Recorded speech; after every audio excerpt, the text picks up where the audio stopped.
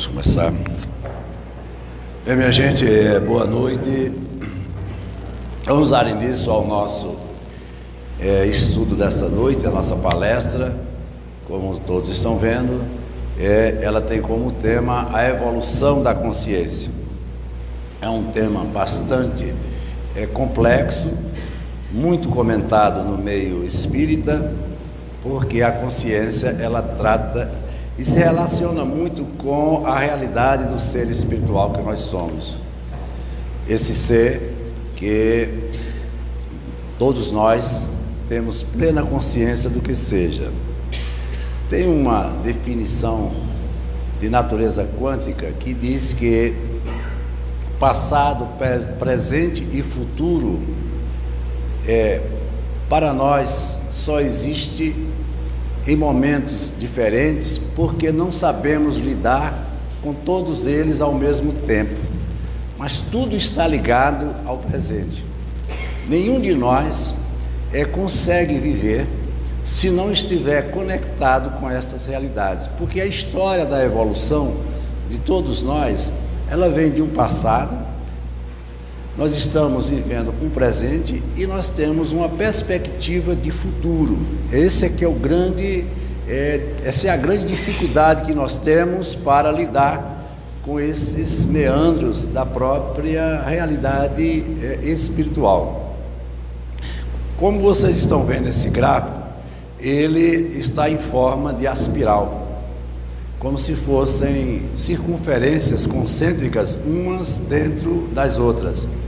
E é exatamente isso que nós vamos perceber com relação ou com consequência da própria realidade voltada para a consciência.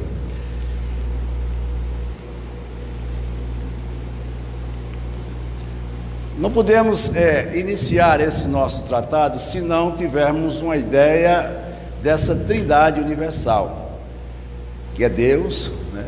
Nós temos o princípio inteligente, que somos nós, os espíritos encarnados e desencarnados, e nós temos a matéria e tudo isso formando um único campo, uma única realidade. Todas essas realidades, elas interagem entre si. Deus como sendo o princípio inteligente, a inteligência maior, causa de todas as coisas, e nós como consequência dessas causas, como criaturas criadas por Deus. Por isso que a gente sempre afirma, se você quer encontrar Deus, com certeza você vai encontrá-lo dentro de você, porque nós somos uma manifestação de Deus, e essa manifestação traz todas as condições e toda a grandeza de Deus. Portanto, nós temos potencialmente 100% de Deus em nós. Infelizmente, temos pouco mais do que 0% do seu conhecimento, da sua grandeza, da sua evolução como ser criador que Ele é.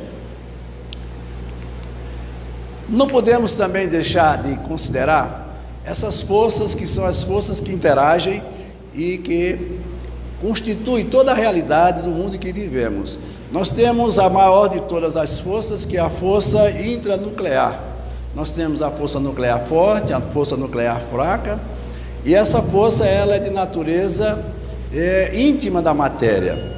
Toda a estrutura da matéria ela é constituída por átomos.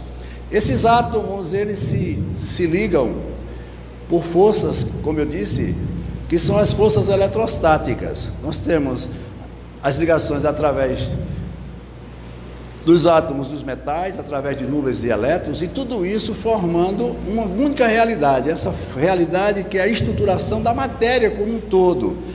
Alguns compostos, eles são como se fossem consciências vivas, eles se atraem, eles se afastam, eles se combinam. Da mesma maneira como nós convivemos socialmente, essas partículas também têm uma convivência social dentro de uma estrutura e dentro de uma consciência que nós ainda não sabemos e não entendemos. Mas alguns estudiosos já consideram que existe realmente uma inteligência própria da matéria. Outros já dizem que a matéria é burra. A matéria, ela armazena apenas conhecimento. Por exemplo, o computador, ele não tem a capacidade de desenvolver um pensamento próprio. Ele apenas armazena e processa os conhecimentos que para ele são enviados através dos programas, o que acontece, obviamente, com o nosso cérebro. Então, essas forças, elas são de fundamental importância, porque são as forças primordiais da estrutura e da vida.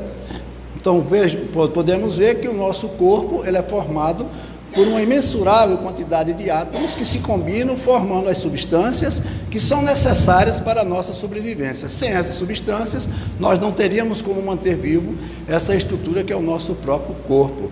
Por exemplo, você veja que nós somos usuários intensos de água. Nosso corpo possui mais de 70% de água. A água que serve como transporte para todas as substâncias que trafegam, transitam dentro do nosso corpo. A água é formada por átomos, por moléculas de oxigênio e hidrogênio, e essas moléculas elas estão todas ali fazendo a sua parte, mantendo essa estrutura, e se elas em algum momento deixarem de fazer o que elas estão fazendo, nós não temos como manter a vida.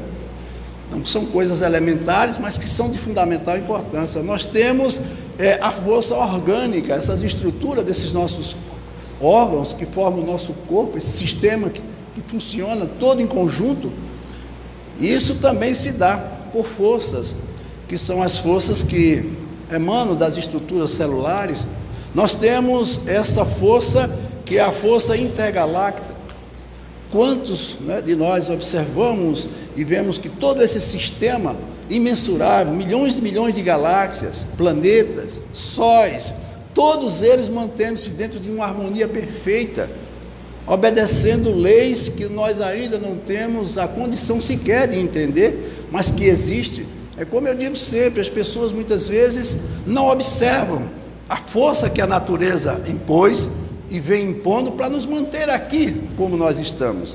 Esse planeta levou milhões e milhões de anos para se resfriar e chegar a uma temperatura que se mantém praticamente estável, que é a temperatura necessária para que nós possamos aqui viver. Veja que qualquer elevação de temperatura, tanto para mais como para menos, nós já sentimos alguma diferença dentro da nossa estrutura interior. E tudo isso com um único objetivo, manter a vida. E isso está dentro dessa realidade que nós vimos agora, essa trindade: Deus, a matéria e o Espírito, todos interligados, e o Espírito interagindo com o Espírito e também com a matéria, para que ele possa alavancar o seu processo evolutivo. Senão nós não teríamos como evoluir. Sem conviver, sem se relacionar, sem criar, o Espírito ele não tem como evoluir. Por isso que nós estamos vivendo essa experiência temporária.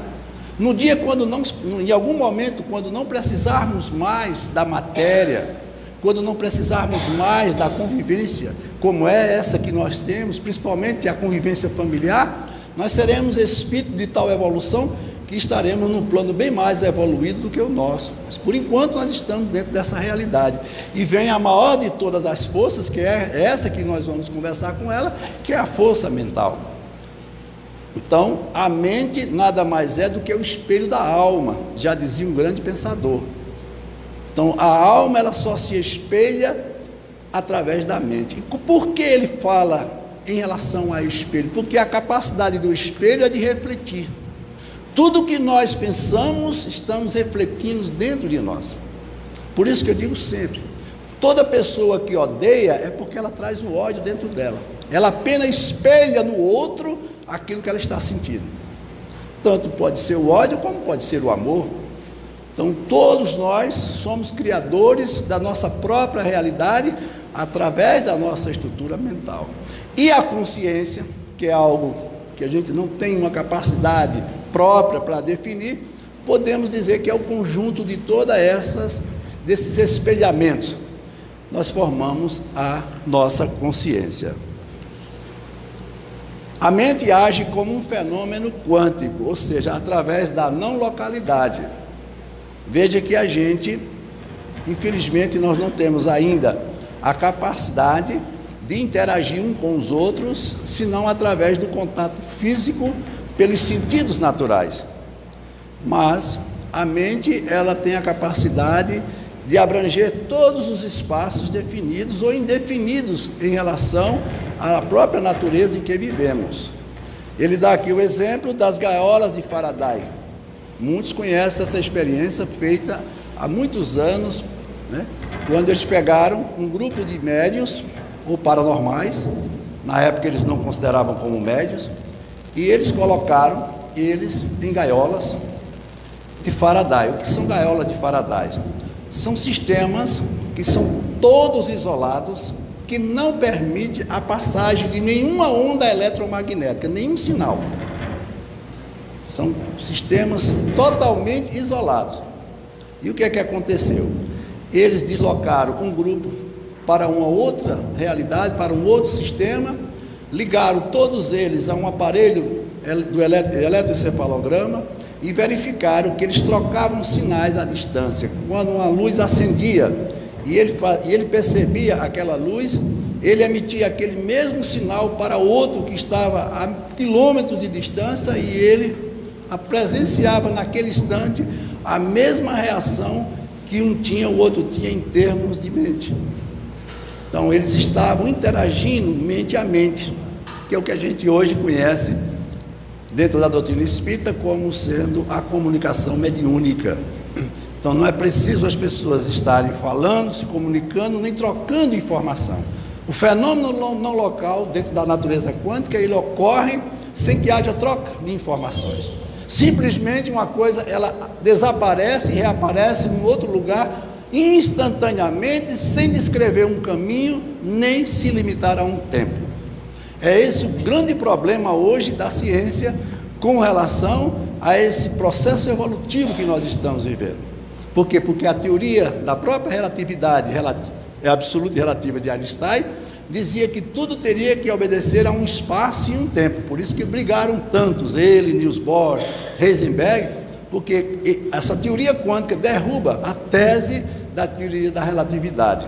Mas isso é briga de cientistas e eles com certeza vão encontrar a posteriori uma solução para isso. Mas a realidade é essa: nós nos comunicamos independente de estarmos em contato pessoal ou não. A mente é um fenômeno não local.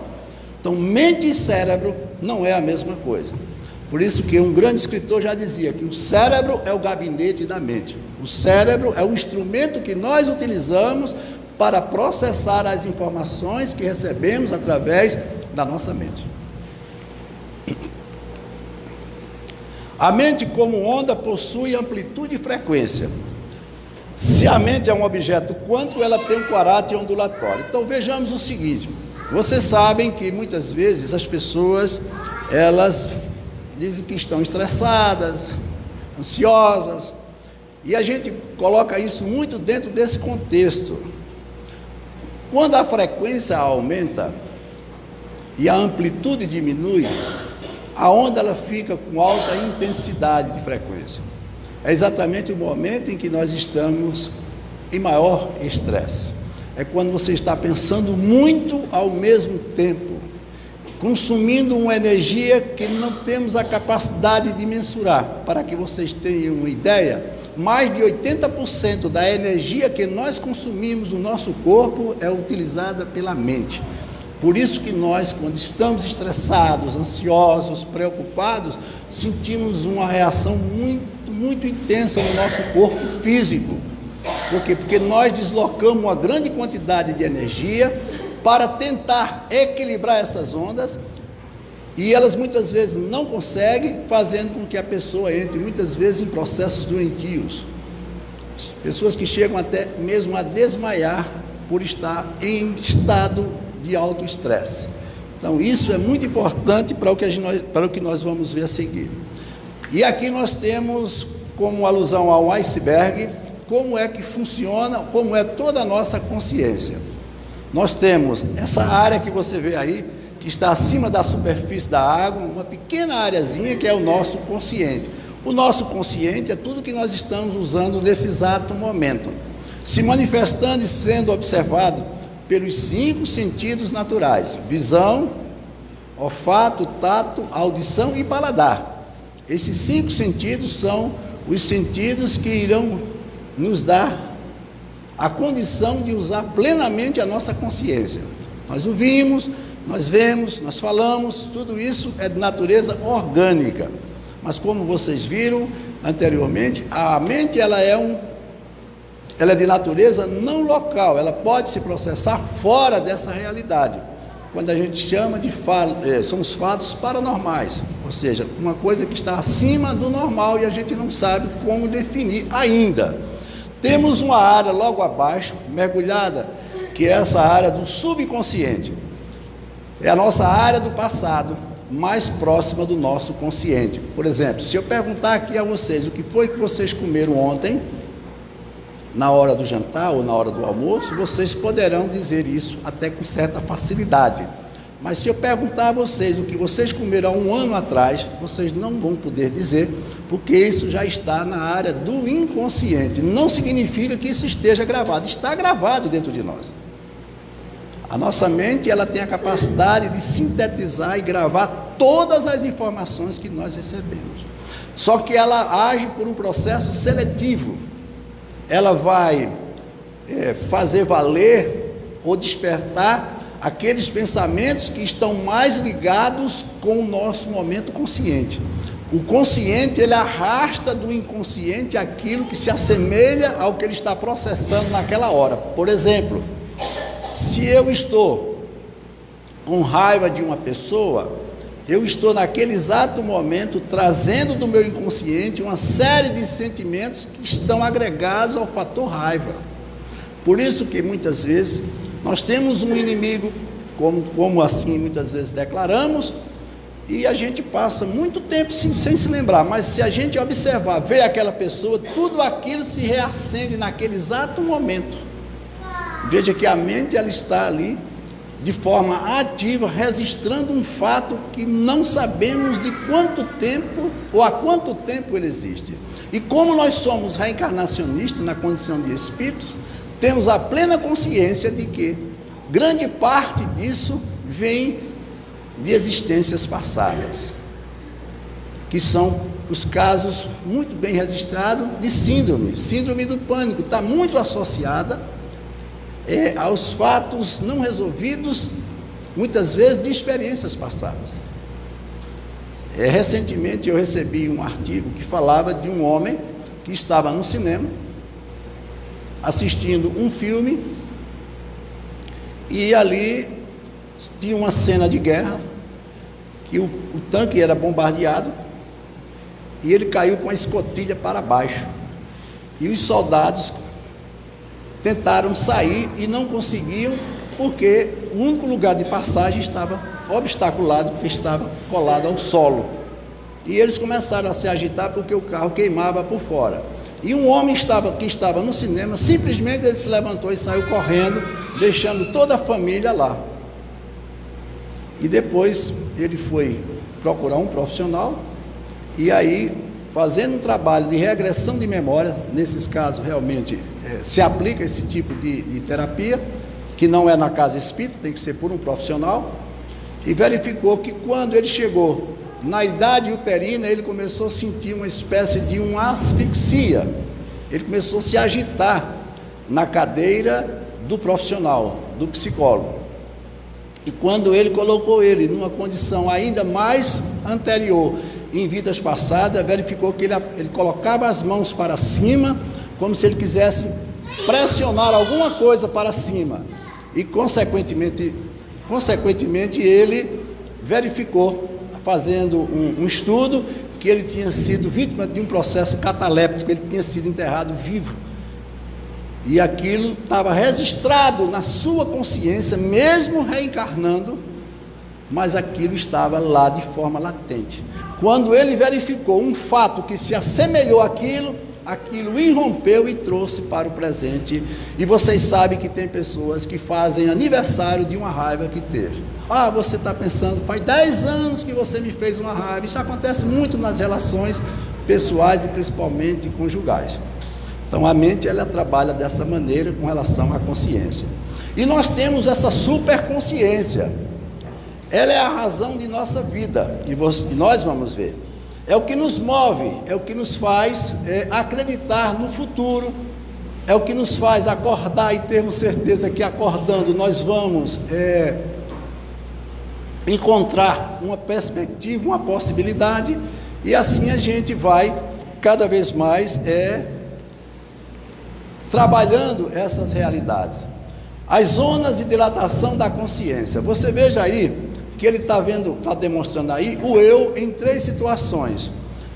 Vejam que na realidade são esferas, são concêntricas, elas não são limitadas, a gente coloca ela dentro de uma realidade limitada, cada círculo dentro de si compreende todos os círculos menores com limites imprecisos. Não há um fator preciso, que a gente não sabe quando começa uma nem quando termina a outra. Mas veja, você está vendo ali aquela primeira esfera que é o eu. Esse eu é onde está todo o nosso subconsciente e também o nosso inconsciente, como nós vimos no gráfico anterior. Em seguida nós temos o momento presente, que é o nosso lado consciente, e acima de nós temos o superconsciente. E tudo que nós verificamos está dentro desse eu, que é o eu subconsciente ou inconsciente, que é o núcleo de potenciação mental. É nesse núcleo que está concentrado todos os nossos pensamentos, todas as nossas experiências. Veja como é difícil a evolução do ser humano. E isso está lá para a gente trabalhar. Por isso que eu digo sempre, o passado não é para repetir, o passado é para refletir, principalmente quando ele é carreado de sentimentos contrapostos. Quantos de nós reencarna trazendo, do passado, como no caso daquele jovem, fatos não resolvidos e que estão de forma latente dentro de nós. Por isso que nós encontramos muitas vezes crianças já depressivas. Ora, o que é que uma criança pode apresentar que justifica um fato depressivo? Porque a depressão é uma doença ligada ao sentimento e à emoção. A criança não tem ainda nem o sentimento nem a emoção definido. Ela vive muito mais o irracional do que propriamente o racional. A prova é tanta que você briga com a criança, você até muitas vezes bate nela, com poucos minutos ela volta para você como se nada tivesse acontecido. Mas quando ela cresce, você faz isso, ela já não age da mesma forma, porque ela já consolidou sentimentos e emoções dentro dela. E por que é que essa criança, nesse estágio inicial, ela apresenta um quadro de uma melancolia não identificada, uma tristeza, um afastamento? Isso está ligado a esse núcleo de potenciação mental. Muitas vezes o processo reencarnatório se dá de forma tão automática que o ser reencarnante ele não consegue se libertar de algumas coisas que ele traz de sua vida passada. Por isso que o Dr. Ian Stevenson foi fantástico quando ele registrou mais de 2.000 casos de pessoas que renasciam, reencarnavam, trazendo ainda as mesmas marcas físicas que tinham na experiência passada.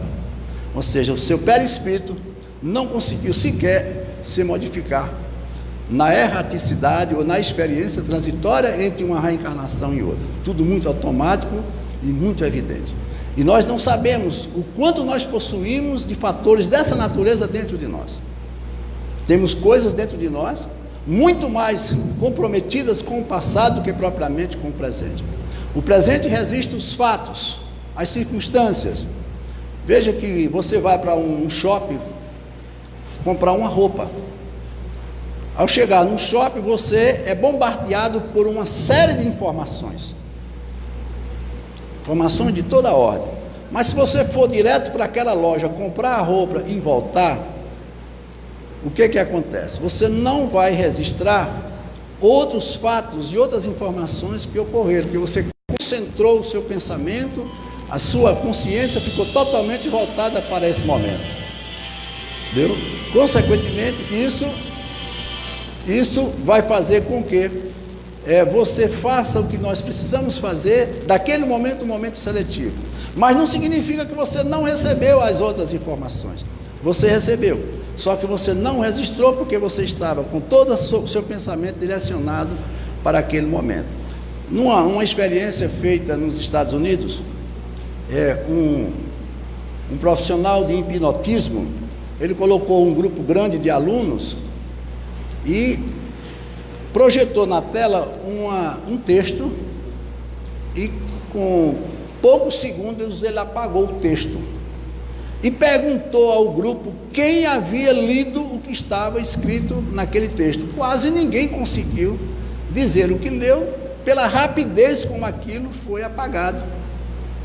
E depois ele chamou um grupo, colocou em estado hipnótico, e em estado hipnótico eles leram totalmente o texto.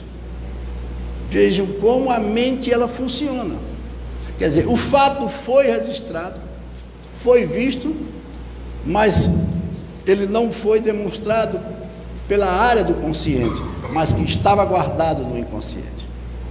E isso é muito importante para a gente fazer uma avaliação da vida. Por isso que os espíritos clamam todos os dias por essa reforma íntima que ainda não se fez.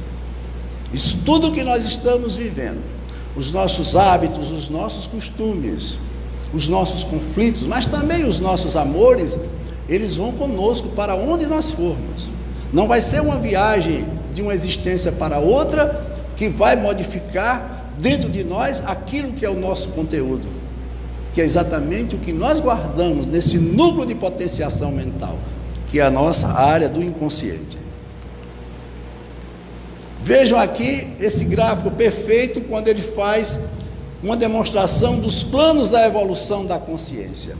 Vejam que tudo começa lá na base, e observe que ela é aberta, como se fosse aspiralada, porque esses processos eles vão sendo cíclicos e eles vão se adiantando e crescendo à medida que essa consciência ela vai evoluindo. Veja que você está aqui fazendo uma avaliação com relação ao nível evolutivo e em relação ao tempo. Vejam que ele aqui mostra essa primeira consciência que chama-se sensorial instintiva. É a nossa primeira natureza humana. Por isso que nós, todas as vezes que usamos de determinados comportamentos, determinadas atitudes, como a raiva, a violência, a agressão, a limitação de espaço, isso tudo é de natureza instintiva. É quando nós usamos uma área do cérebro chamado de arqueocórtex, que é o nosso cérebro primitivo, ao contrário do cérebro do neocórtex, que é o nosso cérebro mais elaborado, que é o cérebro plenamente humano. Por isso que alguns estudiosos, inclusive, se eu não me engano, Emmanuel foi André Luiz, que disse que o que falta para a humanidade são seres humanos, porque nós ainda utilizamos de forma muito intensa essa nossa consciência sensorial instintiva. Quando nós rompemos essa barreira e passamos para um processo mais avançado, nós atingimos a consciência racional analítica. É essa que nós estamos usando, analisando fatos, ouvindo, presenciando momentos, fazendo contextualizações, fazendo comparações. Nós somos muito comparativos, nós somos muito relativos, nos deixamos levar muito pelas coisas da sociedade. Isso tudo está dentro dessa consciência analítica. É quando a gente começa a aprender, é o que eu digo, o heteronomismo, porque nós temos o heteronomismo e autonomismo. Quando criança, em processo evolutivo, todas as nossas informações, todas as nossas orientações, elas vêm de fora para dentro. Mas é bom entender que ninguém educa ninguém. Eu vou educar um filho, a escola educa. Não. A educação é uma transformação interior. A educação é nata de cada um. Eu posso receber brilhantes informações, ter pais maravilhosos, professores competentes, e eu não conseguir me educar. Por quê? Porque eu não estou operando dentro de mim o processo da transformação. Então a educação ela é nata de cada um. E de onde é que essa educação vem? Exatamente dessa área do inconsciente. Ele já traz dentro de si aquela natureza latente. Por isso que você vai encontrar pessoas muitas vezes que nasceram e viveram em lugares que nada favorecem a elas em termos educacional, mas elas conseguem se educar. Porque a força interior, ela opera de maneira mais intensa do que a força exterior. A autonomia supera a heteronomia. ela não se deixa influenciar por determinadas coisas. Há um determinismo dentro do processo. Então, essa parte analítica é a parte que nós estamos vivendo e precisamos dela sim, porque nós precisamos nos orientar, estudar, buscar conhecimento para formarmos essa nova consciência, que é a consciência intuitiva. É essa que nós estamos trabalhando.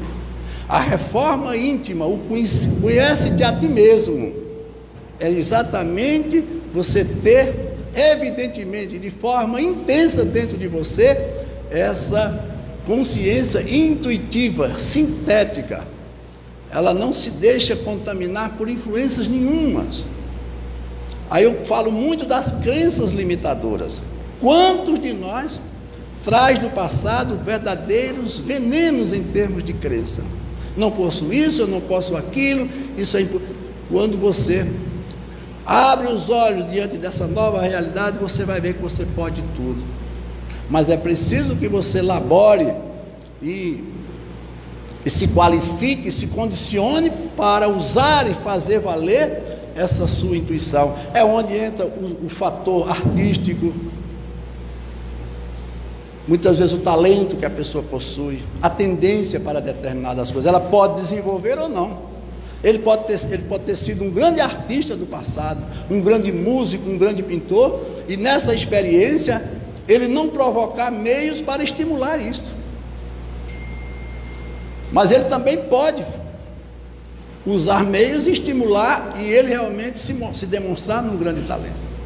Você veja que existem pessoas que fazem um esforço enorme para ser determinadas coisas, para fazer determinadas coisas, e elas não conseguem, porque elas não têm uma natureza que seja predisponente para esse fator que ela quer desenvolver, que é muita coisa ligada à intuição, que leva muita gente para o lado mais espiritualizado. É o que eu digo sempre: Leonardo da Vinci jamais pintou um quadro pensando em vendê-lo por bilhões e bilhões de dólares. Simplesmente ele pintou um quadro. Nunca pensou que alguém sequer fosse comprar os seus quadros. E tantos artistas, né, que se tornaram famosos e nunca fizeram nada por uma questão de querer aparecer ou ser alguém notório naquilo que fez. Essas pessoas são as pessoas mais verdadeiras que existem, porque são pessoas que usam a intuição. Quando você observar uma pessoa forçando uma situação, muitas vezes provocando, essas pessoas, elas não têm base que possa dar sustentação àquilo que ela deseja. Não significa que ela não deve lutar. Sim, ela deve lutar, mas ela tem que ser muito mais real e, acima de tudo, humilde. Não é que a gente tenha nascido e tenha que viver em prol de um dom, mas a intuição fala muito alto na vida de cada um de nós. Por isso que os nossos filhos são tão diferentes, porque são espíritos, mesmo nascendo na mesma placenta, do mesmo útero, mas são espíritos que têm experiências completamente diferentes uma do outro. Temos exatamente essa área mais evoluída, que é a área inexplorada.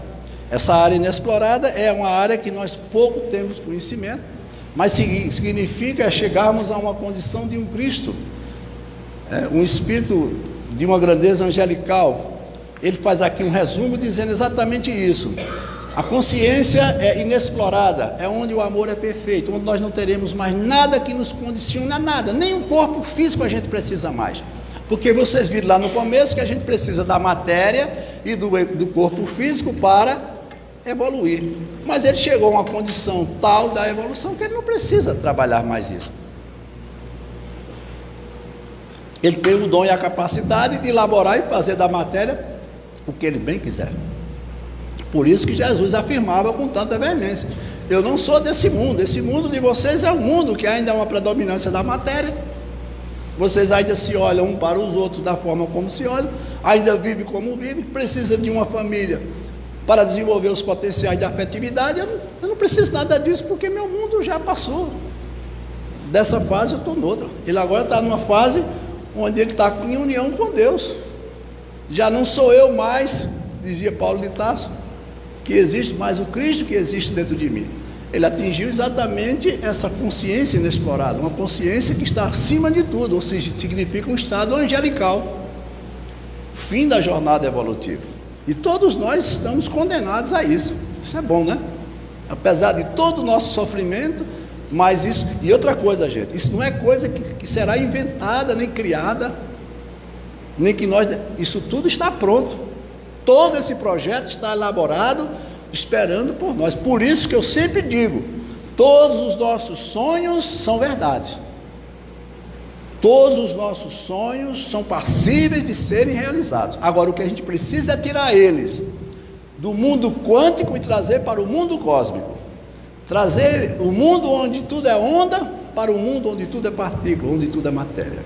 Ou materializar um sonho é tirar ele de um projeto ondulatório para um projeto material. E como é que eu faço isso? Como é que eu posso conseguir isso?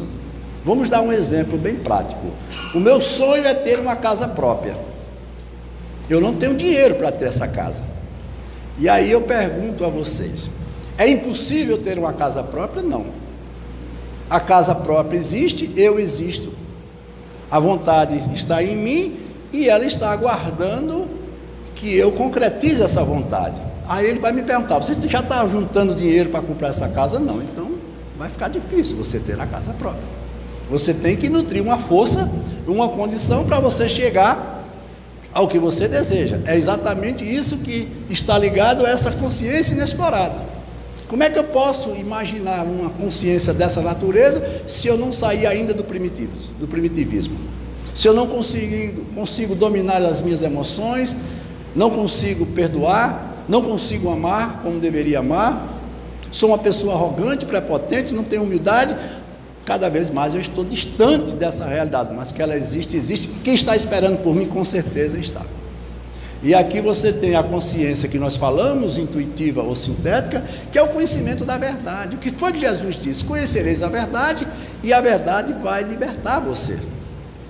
Mas libertar de quê? E que verdade é essa? Libertar você dessas outras consciências, e principalmente da matéria. Eu estou preso à matéria na condição de um espírito livre porque eu não sei usar a minha liberdade, porque eu não sei lidar com a verdade. Mas não é a verdade que se contrapõe à mentira, é a verdade do conhecimento de si mesmo. Eu não me conheço, eu não controlo as minhas emoções. Você já pensou se eu, como um espírito desencarnado, que posso me deslocar para onde quiser, eu tiver raiva de uma pessoa, eu vou estar no pé dela toda hora e todo instante? Então o corpo físico é o anteparo, é o limite dessa falta de verdade. Por isso que nós vivemos no mundo de provas e expiação. As provas são exatamente as avaliações que nós fazemos cotidianamente para sairmos um dia dessas mentiras que nós tanto utilizamos e buscarmos e encontrarmos essa verdade. E ele aqui fala também dessa consciência racional analítica, despertar da razão e da inteligência. É quando você começa a ter conhecimento das coisas, começa a fazer as escolhas, procura buscar uma atividade, um relacionamento. Mas tudo isso é de natureza de cada um. Muitas vezes as pessoas falam das suas relações, principalmente as relações conjugais. Eu sou uma pessoa infeliz no meu casamento, eu sou uma pessoa infeliz na vida que eu levo, ninguém gosta de mim. Olha isso aí, gente. A razão e a inteligência você não está sabendo usar de forma devida. Você ainda está muito preso às coisas do passado, desse lado mais inconsciente.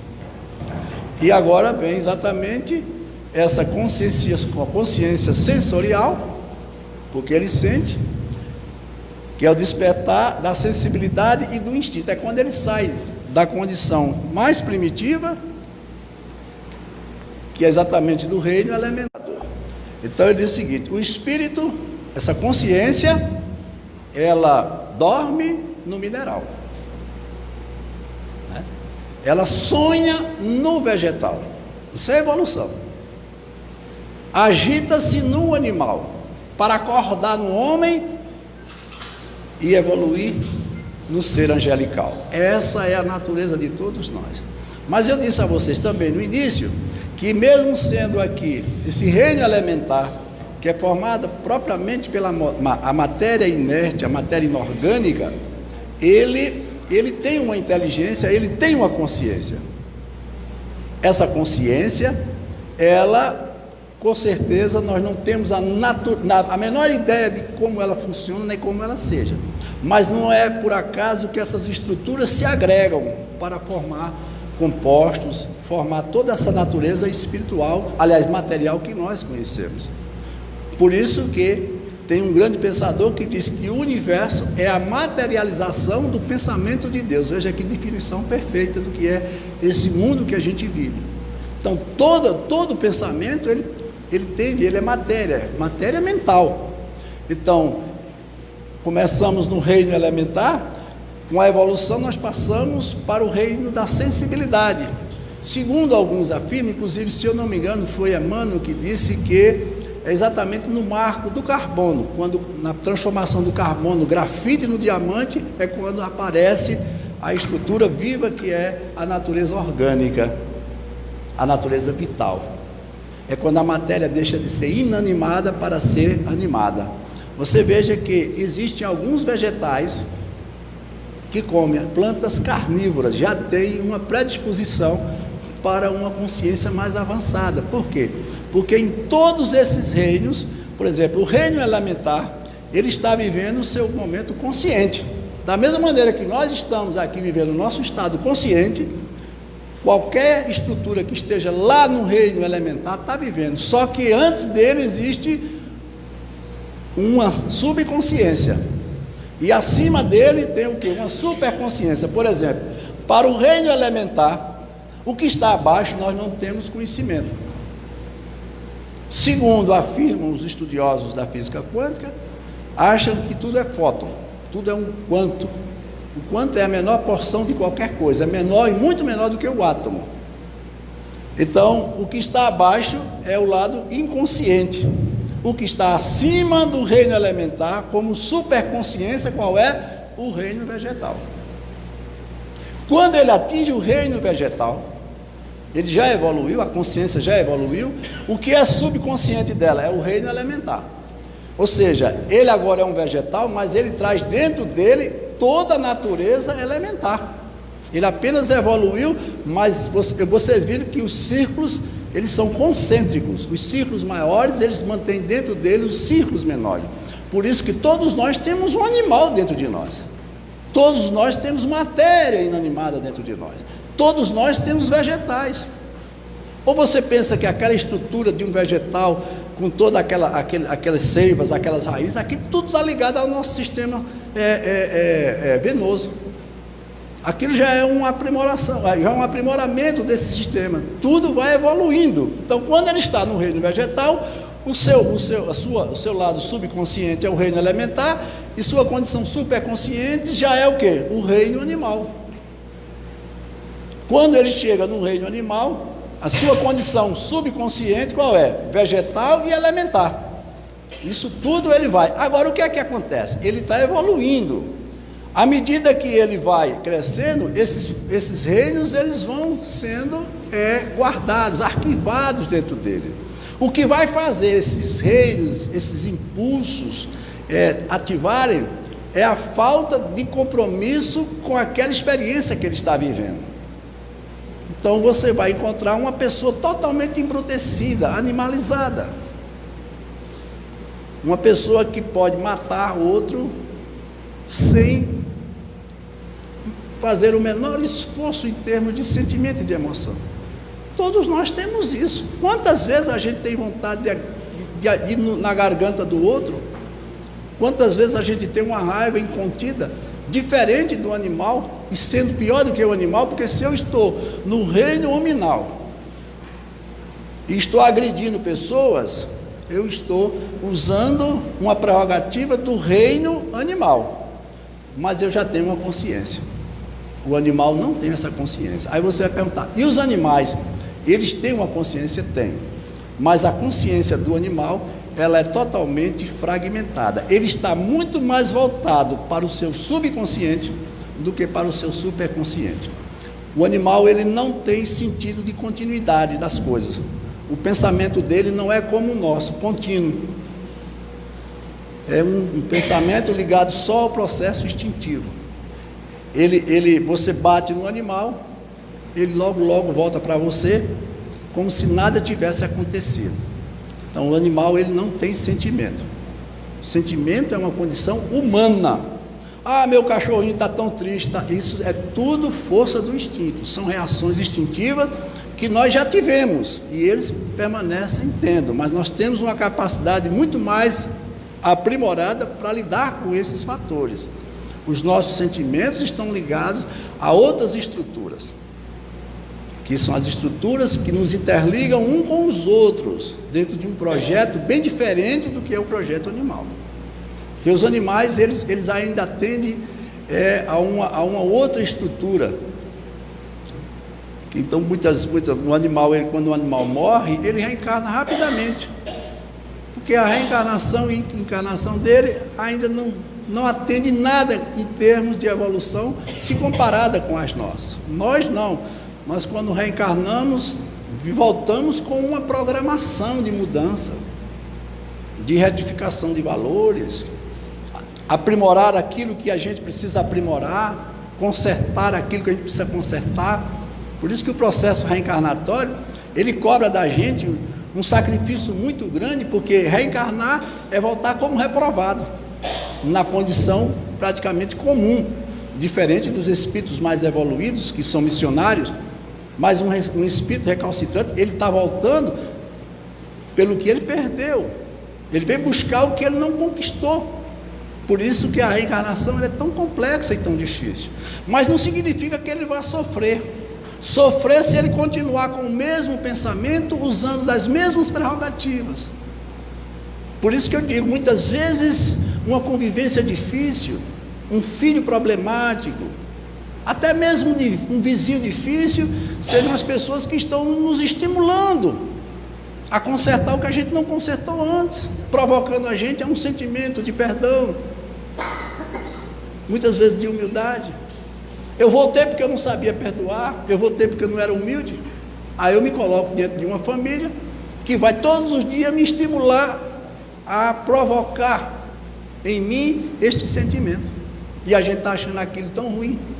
Mas é matéria de reprovação que está sendo reavaliada e eu preciso alavancar para sair desse reino nominal para chegar ao reino angelical. Olha aqui que salto. Aqui a gente não tem a menor ideia de como isso possa acontecer, mas que acontece porque nós temos experiência disso. Então, quando ele chega no reino angelical, ele tem todos esses reinos dentro do seu subconsciente, está lá dentro dele, mas isso, como ele se trata agora de um espírito angelical, isso não interfere mais na vida dele, existe como experiência vivida. Por isso que Jesus disse, podereis fazer o que eu faço e muito mais, porque Jesus nos dá um sinal de que ele passou, se ele é igual a nós, ele passou por tudo isso. Por isso que essa semana eu estava vendo um religioso dizendo, Jesus, o filho escolhido de Deus. Não pode, gente, não existe filho escolhido, todos os filhos são iguais. Se ele nos criou usando a mesma prerrogativa, se ele é onipotente, onipresente, onisciente, soberanamente justo e bom, ele não nos faria um diferente do outro. Somos todos iguais, nascemos com as mesmas chances, partimos de um mesmo reino. E o que acontece? Cada um vai se comprometendo com a sua própria experiência natural. O livre-arbítrio é maravilhoso por isso. Por isso que nós não temos a mesma impressão digital, nós não caminhamos o mesmo passo do outro, cada um tem um jeito de caminhar. É por isso que eu digo, a direção é essa, a direção, o sentido é de cada um, a direção é de um ponto para outro, ele vai sair desse ponto zero e vai para o ponto infinito, é a direção. Mas como ele vai lidar nesse meio, nesse intercurso, é de condição própria. Os fortes resistem mais. A sabedoria está exatamente nisso. E o que é ser forte? Nós vamos ver isso aqui agora.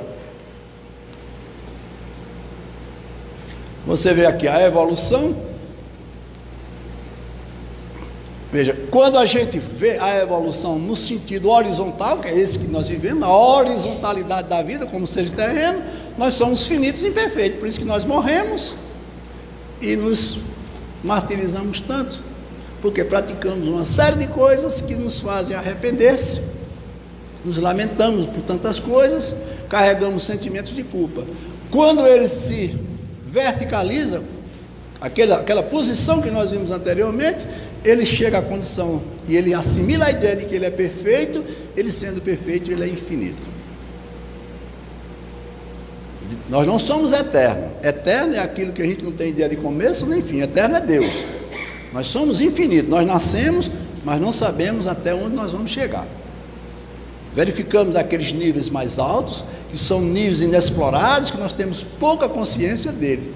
Agora, o certo da evolução é você lidar com essas duas realidades concomitantemente. Olha aí, a evolução vai impedir a você a introversão e a extroversão. O que é que ele quer dizer com isso?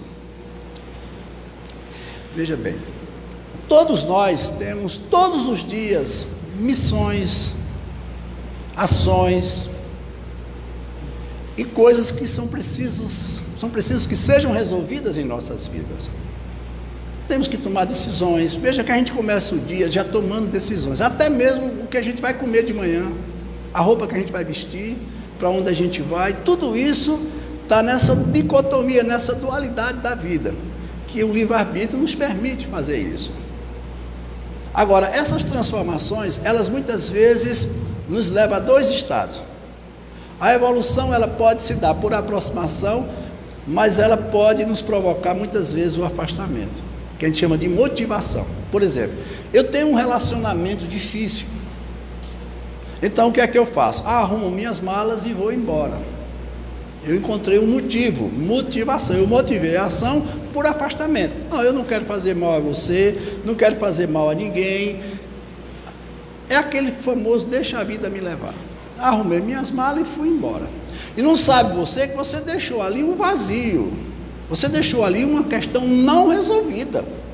Porque se esse afastamento, se tudo que foi provocado foi algo de iniciativa sua, mesmo que seja de forma inconsciente, isso é uma questão que fica aberto lá nesse seu inconsciente. Mas se você é uma pessoa que analisa, aí vem aquela parte analítica, você analisa a situação, diz, não, está tudo difícil, mas eu vou resolver. Minha situação está difícil, eu estou com problema sério de débitos, estou com problema sério de relacionamento, mas eu vou resolver. Resolvendo ou não, mas só pelo fato de você ter uma motivação por aproximação, você se inserir, se sentir útil na situação, você sai como vencedor. Porque eu digo sempre, gente, o que Deus quer da gente não é o resultado ele já sabe, é aquilo que a gente viu. Ele quer da gente o empenho. Então você tem que estar sempre lidando com essas duas realidades, formando uma só realidade. Nem pode ser espiritualizado demais, nem pode ser materialista. Você tem que saber lidar com essas duas coisas. A horizontalidade e a verticalidade da vida são experiências nossas. Quando um dia nós nos desencarnarmos, chegarmos à condição de espírito mais evoluído, talvez a gente tenha que viver só essa verticalidade. O espírito evolui através da ação constante nos dois mundos, como ele mostrou aí, material e espiritual, utilizando sua bagagem do passado, interagindo com o meio presente e recebendo a inspiração superior, que pode perceber devido ao germe da perfeição que possui em si mesmo, construindo assim o seu próprio futuro. Veja que definição maravilhosa a gente recebe aqui de Emmanuel, quando ele fala com relação ao nosso processo evolutivo. Então, ele evolui através da ação constante nos dois mundos. Nós estamos vivendo uma experiência terrena, porque tem muita gente que diz, não, na matéria é importante, gente. Ganhar dinheiro é bom, construir é bom, ter uma casa boa, tudo isso é muito importante. Agora, você lembre-se que esse não é o principal motivo da sua existência nessa experiência. Porque se você tem um grande valor, mas agregado a esse valor existem outros valores espirituais, ou seja, o meu dinheiro serve para dar uma boa escola aos meus filhos, minha empresa ela ajuda os meus funcionários, eu sou uma pessoa que o que eu ganho eu gosto de contribuir, gosto de ajudar. Então esse aspecto material ele tem uma forte vinculação com a necessidade espiritual. Então você está crescendo nos dois lados, e a ponto muitas vezes de você começar a achar que a matéria não é tão fundamental como você imaginava que era. Ela é importante, até porque nós precisamos dela para viver a experiência que nós estamos vivendo. O Espírito traz consigo sua bagagem milenar, que representa suas conquistas de muitas vidas passadas, como nós vimos, que está onde? No nosso subconsciente ou no inconsciente. Traz também em si mesmo o germe da perfeição, o ideal nobre e superior, superconsciente. É isso que nos motiva, é isso que nos faz viver, acreditar. Todas as vezes que a gente rompe com esses valores, a gente começa a se perder na própria história. São aquelas pessoas que acham que a vida terminou, mas veja que você tem que seguir. O próprio projeto de você, o próprio projeto cobra de você essa continuação. Deus não nos criou para sermos estruturas estagnadas. A condição latente ela é apenas para ser estimulada. Por isso que Jesus disse com tanta veemência: meu Pai não para de trabalhar um só instante. Ou seja, Deus, numa manifestação da própria natureza, a natureza está trabalhando. Nesse exato momento, para que nós estejamos aqui, sentados ouvindo, quantas reações químicas estão acontecendo dentro do nosso corpo, dentro daquela nossa natureza elementar? No princípio da natureza orgânica, nossas células estão trabalhando. Quantos órgãos estão se movimentando? Desde o órgão auditivo ao órgão visual e assim por diante. Então tudo isso trabalha e não para de trabalhar. Até dormindo a gente trabalha, e como trabalha, né? Então traz também em si mesmo o germe da perfeição, o ideal nobre e superior, que ele caberá construir pelo esforço próprio, através da ação na vida presente consciente. Aí você veja os níveis evolutivos, como a gente comentou anteriormente. Você veja aí os três homens: o homem animal, o homem analítico e o homem intuitivo. O homem animal, ele tem toda a característica de um guerreiro, porque ele traz isso na sua própria natureza. Ele precisava dar força para sobreviver. Isso era natural, dentro da experiência que ele estava vivendo. O homem guerreiro, ele usa apenas o instinto, ele não tem uma noção, ele ainda não atingiu o que nós atingimos, a razão, a capacidade analítica, ele apenas precisa sobreviver, porque a primeira coisa que se forma dentro de nós é o instinto da sobrevivência. Eu até comentei aqui, por que é que uma criança, com poucos dias de vida, chora com fome se ela não sabe nem onde ela está? Por que é que a criança está chorando com fome? Ela está chorando porque aquilo é pela força do instinto, a mesma coisa que o animal faz, a força dela expressar e chorar. Por quê? Porque quando começa a cair o nível de glicemia, o nível de glicose, o próprio corpo acha que vai morrer, que vai se apagar. E aí ela aciona um dispositivo que faz com que estimule ela a um momento de desespero, pela própria sobrevivência. Ela está ali sobrevivendo. Aí o que é que a natureza fez? Pegou o sexo da criança, botou na boca e colocou na mulher, no seu mamilo. Então a criança começa com o olho fechadinho, ela começa a procurar a mama, que é o seu instinto de sobrevivência, como um animal procura a mãe da sua espécie. Quando ela acopla a boca no bico do peito da mãe, ela sente um prazer como se fosse um prazer sexual mesmo. Isso é da força da natureza. Veja que a criança ela chega a dar uma espécie de, quando ela começa a mamar, aquele leite mal chegou dentro dela, não resolveu nada, porque isso ainda vai ser metabolizado, mas ela já se sente saciada. Você olha a criança como ela olha como ela comeu, chega a estar feliz. Ela, o organismo dela não recebeu ainda nada em termos de processo alimentar. Isso é a força do instinto. Então esse homem aqui é o homem guerreiro. Nós temos o homem astuto, que é o homem analítico, né? Ele usa a razão e vive o momento presente. Infelizmente esse homem astuto, ele é astucioso e começa a fazer coisas que nós estamos vendo aí, usando do conhecimento, da razão, muitas vezes para enganar, né? Vivemos numa sociedade onde não há respeito como deveria existir entre as pessoas. Todo mundo quer se dar bem, todo mundo quer ser mais do que alguém, por isso que ele usa a condição de astuto. Nós ainda estamos vivendo essa experiência, a astúcia, né? Todo dia ele acorda querendo alguma coisa, modificar alguma coisa, e muitos querendo passar o outro para trás. A gente tem um exemplo muito grande no nosso país. O nosso país tem uma marca muito negativa com relação a esse homem analítico. Você veja que desde pequena a criança ela já começa a entrar no processo de competição. Quando a professora diz, termine seu dever que seu coleguinha já terminou, já começa comparando um com o outro. Isso não pode, gente. A gente tem que mostrar às pessoas que elas são seres individuais, precisam conviver, mas não se envolver. E aí vem o homem, que é o que a gente todo espera, que é o homem intuitivo. Aqui ele está na condição de um santo, usando a sua inspiração e sendo aquele homem do futuro, Francisco de Assis, que saiu da condição de guerreiro, passou pela condição de astuto, mas atingiu a condição de santo. Todos nós podemos passar e vamos passar por tudo isso. Mas olha, você veja que coisa engraçada. O homem do futuro, que é esse aqui, a gente assiste os filmes de ficção, só tem guerra, guerra nas estrelas. Esse homem do futuro não era para ser mais um guerreiro. Você pega os brinquedinhos desses meninos, todos eles têm um guerreiro. Veja que a gente ainda permanece querendo ser primitivo, querendo ser esse homem aqui do passado. Por quê? Porque isso ainda está de forma muito estimulada dentro de nós. Nós ainda não nos libertamos do passado. Se você fizer um filme de muito amor, ele não dá bilheteria.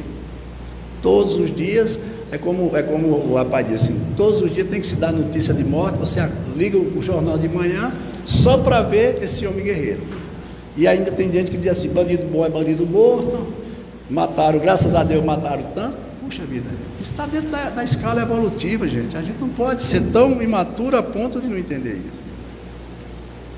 Aí você escolhe, né?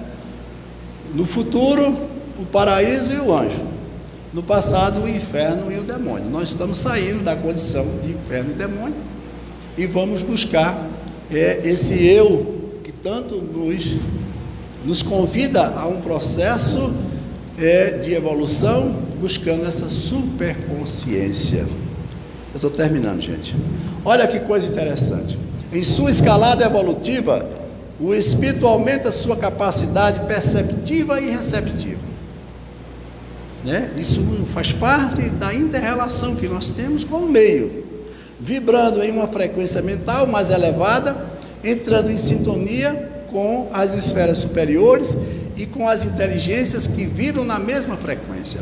Isso é muito importante, gente. Muito importante mesmo. Todas as vezes que você se entrega a determinados pensamentos, principalmente aquelas monoideias, você está concentrando junto de você pensamentos de mesma natureza. É o que eles chamam de processos obsessivos. Mas o processo obsessivo, ele se dá apenas porque você cria a condição para tal.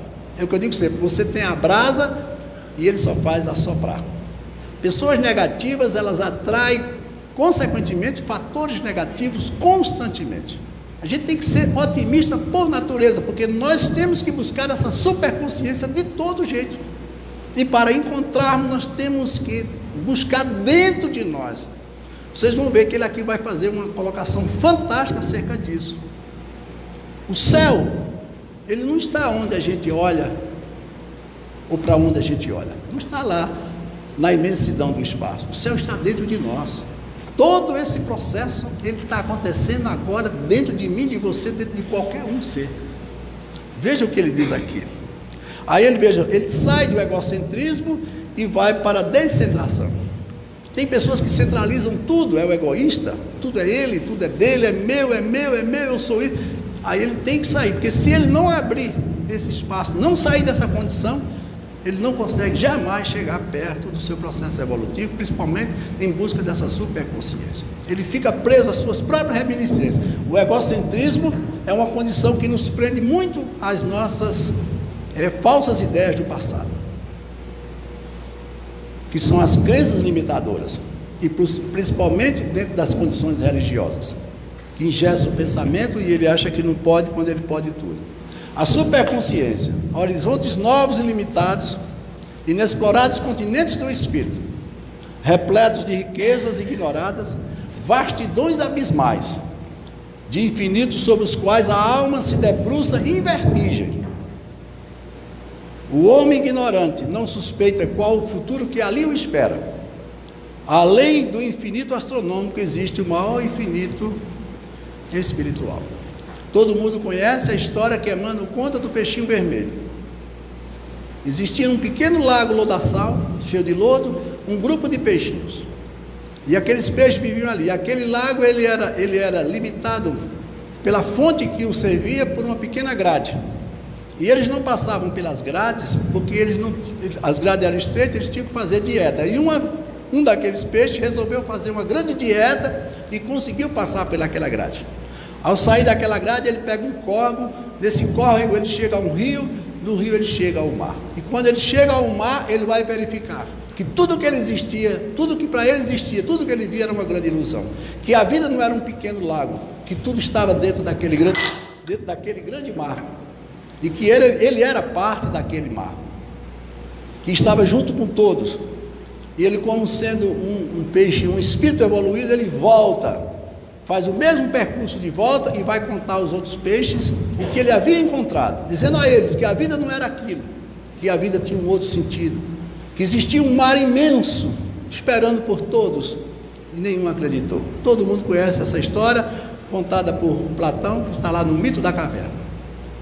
Então a gente não acredita que existe porque a gente ainda não aprendeu a acreditar nas coisas. Transformação dimensional não é um agigantamento do eu humano, mas a sua transformação. Olha o que ele diz aí, não é um agigantamento. Eu não tenho que ser maior ou melhor do que todo. Veja o que foi que Jesus disse: eu me farei de pequeno para tornar vocês grandes. A humildade presente numa proposta que podia ser totalmente diferente, e não foi, porque havia sobretudo uma inteligência superior operando e dirigindo tudo isso. O mais imponente fenômeno da vida humana, porque assinala a reaproximação com Deus, o centro do universo e da vida, meta de toda existência. Essa transformação é para os que amadureceram, aqueles que sentem e podem, por isso, compreender. Esses descobrirão um mundo novo, ou um novo mundo, e outros não poderão entrar. Quem é que não se lembra daquela máxima de Jesus? Muitos foram os convidados, poucos foram os escolhidos. E não venha dizer que você está sendo marcado, diferenciado, não. Você foi convidado. Todos nós estamos com um convite na mão. O que você vai fazer do convite é problema seu, porque a condição é para todos. Ah, mas eu nasci. Você nasceu no lugar melhor que poderia existir. O próprio Chico já dizia: nasceste na família que escolhesse, não vem reclamar. A experiência é sua, de cada um. Veja que a vida analítica, ela mostra exatamente isso. Você tem que analisar cada fato. Não adianta ficar chorando e lamentando. Você tem que se analisar. Dizer, por que é que eu estou passando por isso? É o que eu digo sempre. O sofrimento dura o tempo que levarmos para aprender o que ele tem para nos ensinar. Na hora que você aprender, você salta um degrau. É a prova feita. É a avaliação concluída. A expansão interior. Uma expansão para o interior do homem, onde está o infinito. Veja, para o interior. A gente pensa que o infinito está na dimensão do espaço. Não está. Já está pronta dentro de nós. Escancarada diante dos nossos olhos. Escancarada. A gente está vendo. Criá-la não é o que nos compete fazer, mas sim desenvolver a capacidade de perceber. Isso, quem estuda a física quântica vai entender exatamente o fenômeno da não localidade ou da complementaridade. Toda a realidade já está pronta. Nada nesse mundo é novo. O homem, ele não é um inventor como ele pensa, ele é um descobridor. As grandes invenções estão nos mundos mais evoluídos. Nós estamos descobrindo aos poucos. Nós estamos passando algumas páginas e encontrando alguns conteúdos, e olhe que é muito pouca coisa. Se nós soubéssemos a capacidade que nós temos, o valor imensurável que nós possuímos, nós não seríamos pessoas tão inconsistentes e tão medrosas como nós somos. Mas ninguém tem olhos para ver, nem tem ouvidos para ouvir ainda. Não é uma expansão espacial. O reino de Deus está no coração dos homens. Olha o que ele trouxe. Meu reino é obra divina no coração dos homens. Jesus não veio transformar nada disso. Por quê? Porque o projeto Terra, esse projeto que nós estamos aqui nele inserido, ele tinha que ser assim. A Terra precisa ter tudo o que tem. Por isso que ele diz que venham os escândalos, mas ai daquele que promova o escândalo. O mal precisa existir para a gente fazer uma mediação do bem. Já que a vida é analítica, eu tenho que estar analisando o positivo, o negativo, o certo e o errado, para saber o que fazer da minha vida. Por isso que um grande escritor dizia, muitas vezes para se conhecer o paraíso é preciso caminhar pelo caminho do inferno e sair dele. O processo é evolutivo. Não adianta a pessoa dizer assim, você era uma pessoa muito ruim, mas eu não sou mais. Pronto, acabou. O que ele vai dizer? Eu não sou mais. Você me fez um grande mal, mas eu não faço mais. O que é que esse passado tem a ver? Tem a ver tudo, ele precisa ser consertado. Todo bem que eu fizer hoje é para consertar o mal que eu fiz ontem, gente. Eu não sou santo, nem ninguém é santo, não. Não tenha vergonha do seu passado, não, porque ele foi preciso existir. Mas se você parar agora, você vai ter que continuar em qualquer lugar a partir de agora, onde você parou. É rapidinho, viu, gente? Método. Olha que coisa importante. Guiar e não destruir as paixões. Não se destrói, gente. O nosso inconsciente, o nosso consciente, não age como um computador que deleta. Uma vez feito, está feito. Aí ele diz assim, guiar. O que significa guiar? Direcionar, dar um sentido. Se eu olho para você, vendo todos os seus defeitos, todas as suas faltas, por que eu não mudar um pouco a minha visão? Buscar em você virtudes, que você talvez tenha, e claro que tem, mas a minha visão não permite que eu veja as coisas que podem ser vistas, porque o egoísmo não permite que eu faça isso. Subir por humildade de coração, por pureza de intenção. Pureza, gente. Romper por evolução o ciclo em que se fechou a razão.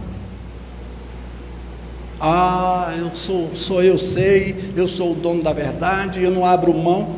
Gente, essa proposta não pode mais existir. A gente tem que ouvir, gente. A gente tem que aprender com o outro. Quantas lições estão aí sendo ensinadas e a gente muitas vezes por egoísmo, por egocentrismo, não quer aprender.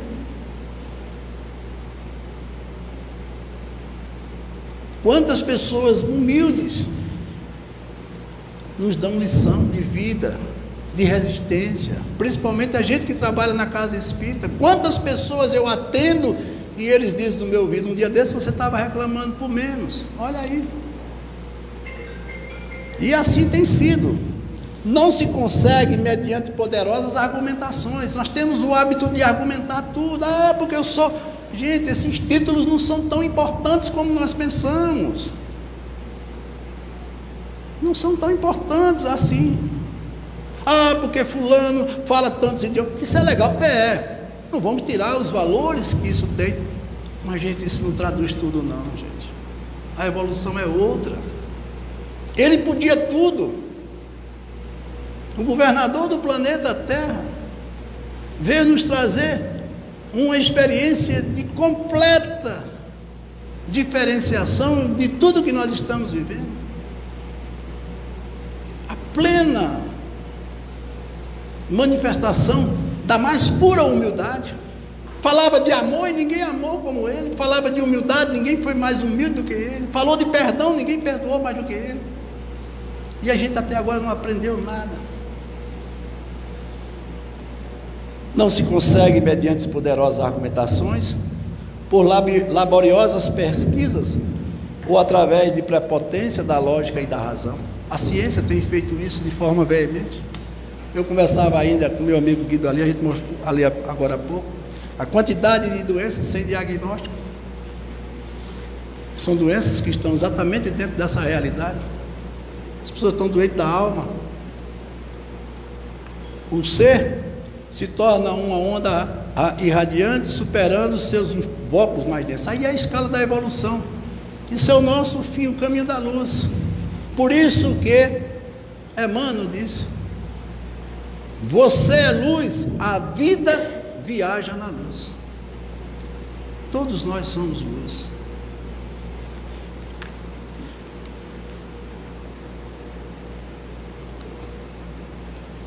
Fim da roda reencarnatória. O eu existirá somente na forma desse dinamismo, superando as dimensões, espaço e tempo. Vai chegar um dia que a gente não vai mais precisar de uma escola. E quando será esse dia? Quando tivermos aprendido tudo o que nos foi cobrado ou ensinado. Não sabemos quando, mas pode ter certeza, ainda vamos voltar muitas vezes por aqui. Infelizmente, porque nós somos um mundo que só está uma escala abaixo do mundo primitivo. Nós somos um mundo de provas de expiação e estamos na iminência de passar para o mundo de regeneração. Mas isso ainda é muito pouco para um espírito que almeja encontrar nesse inconsciente, nesse superconsciente, a sua angelitude, a sua grandeza, a grandeza de um Cristo. Estou terminando, gente. O infinito não é imenso, o incomensurável não é o imenso, o incomensurável como se costuma pensar. Não é grande nem pequeno, é simples. É uma atmosfera natural e tranquila, na qual caíram os limites. Foi superada a negação. Um oceano luminoso e tranquilo, livre e sem turbulências. A onda não mais oscila. Amit Goswami dizia: Deus é uma onda que não oscila. O espaço e o tempo são trevas, cisões, prisões, barreiras e negação que nós vivemos. O infinito é um estado de repouso, onde o espírito, ao chegar, terá ultrapassado a sua dor. Aonde está a tua dor, está o teu abuso. Nós sentimos dores porque abusamos dos nossos limites. O seu trabalho, nesta dimensão superespacial, o universo e o ser têm a mesma dimensão. Você é Deus. Você é tudo o que você desejava e almejava ser. Pietro Baldo. Uma boa noite a todos e muito obrigado.